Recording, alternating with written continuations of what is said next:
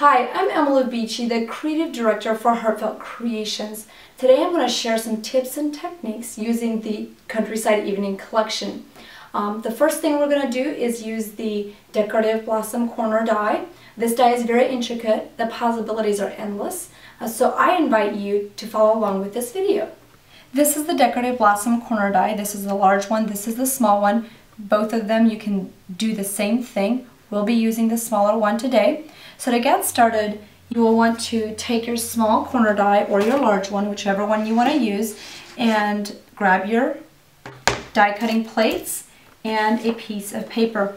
Now I'm using a 6x6 paper from the Countryside Evening Collection, and when I'm using a intricate die, I like to use 2 layers of wax paper in between the cardstock and the die. So we'll lay this down to the corner, and then we're going to lay the die on top. Now when you're using this die, I like to make sure that it's lined up to the edges of my paper if I'm trying to make a photo corner die cutout. So we'll put a piece of tape in the corner. Once it's lined up, this holds it into position so it will not move when you run it through the machine. So that's still in position, and I'm just going to move this up here so the die is up in this corner, and I have this on my C cutting plate for the grand caliber, and then we'll put the blue plate on top and run this through our machine. If you are using a smaller machine at home, such as the Cuttlebug or the Big Shot, you will need to run some of these intricate dies through multiple times. With the grand caliber, it has more pressure, so you can run.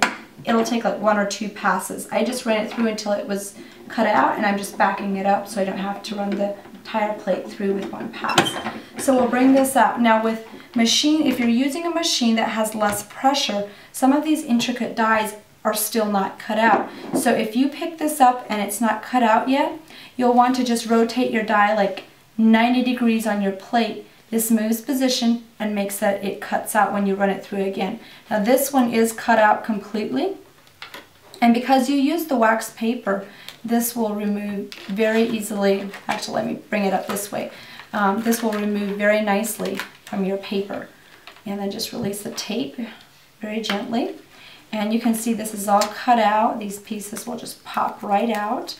And then you always have those pieces that are still stuck in your die. The best way to get rid of these is just simply tap them against a hard work surface. So when I do this, I just tap it a couple times and most of those pieces fly out. When you're using the wax paper, you can use it 2 to 3 times. You can really tell when that waxiness doesn't really work anymore. Then you just replace it with a new piece.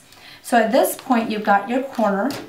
You can use it like this, and you can just insert another layer in here, and you have a photo corner. You could cut out this opposite corner, put another corner up here, or you can even just use a scissors, cut these edges off, and use it by itself on a different project. With the die, you can also create full doilies or half doilies. This one was using the die 4 times to create a full doily. Here you can see that I used the die 2 times to create half a doily. This is great on like a 5x7 card.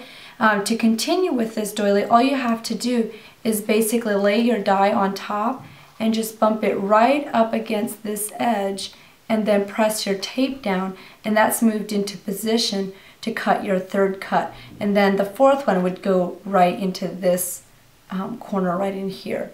So you do this 4 times for a complete doily and 2 times for half of a doily. This is a great project sample with a half doily. Cut it out 2 times and then just add some flowers and your sentiment.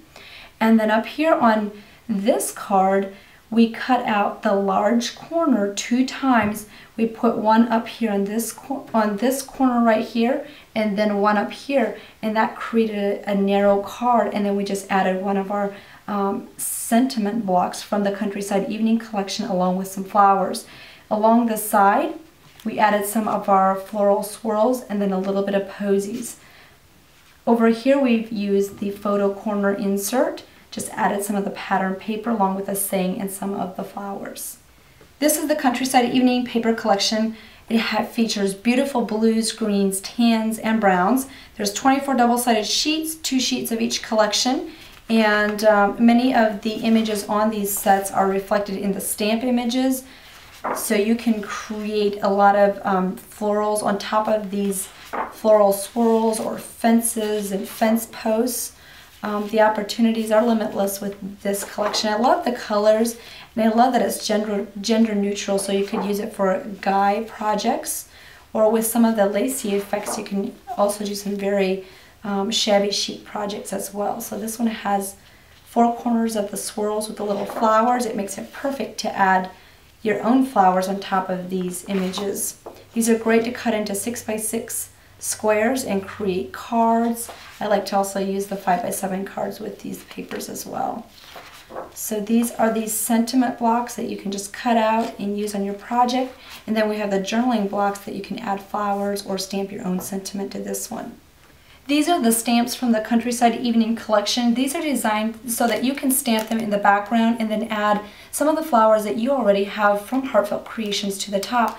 This one is the Floral Swirls, and then this bird is great to add flowers to the top. This one is called the Melodious Songbird. We've got the Antique Lantern, the Weathered Fence Post, the Floral Fence Pre-Cut Set, and then the burlap background. This is another fabulous technique using the die. I love how she cut out the circle and then just inserted the die on either side, and then she used it on top of the Countryside Evening paper and stamped some of those floral swirls on the background, added the vintage florets on top to finish her page. And then this was another card that's just fabulous. This is the Weathered Fence Post.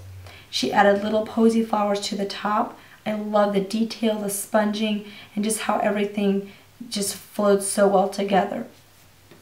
This is the fabulous project with the Melodious Songbird.